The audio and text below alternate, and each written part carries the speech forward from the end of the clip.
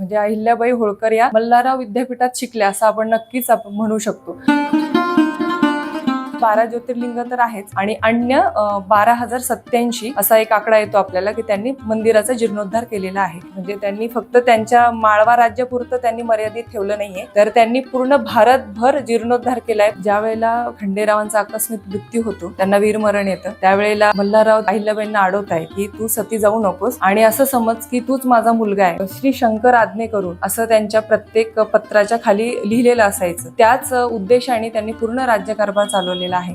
तुम्ही जर इकडे आलात, आगोबा दादांना ते सांगतायत, तर शिप्रेच्या इकडे आलात तर तुमची आणि आमची तलवार भिडली असं समजा. पत्र येतो परत राघोबा दादांचा अहिल्याबाईंना आणि ते म्हणताय की आम्ही तर तुमच्या मुलांचा मुलगा वारलाय त्याचं सांत्वन करायला आम्ही आलो होतो, एवढाच आमचा उद्देश होता. पण अहिल्याबाईंनी आई म्हणून प्रत्येकाला जवळ केलंय. म्हणजे अगदी ते मुस्लिमही असतील, ते हिंदू पण असतील, सहभोजन असायचं त्यांचं. त्यांच्या पंक्तीला 300 जणांची सोबत असायची आणि प्रत्येक विविध धर्माचे लोक त्या पंक्तीला असायचे. की ज्या वेळेला खूप ठिकाणी मोठे मोठे ग्रंथालय जाळले गेले इंग्रजांच्या मार्फत, तर त्यांना हेही वाटत होतं की हे नष्ट व्हायला नकोय, तर त्यांनी बरेच ग्रंथ स्वतः हाताने लिहून ठेवलेले आहेत.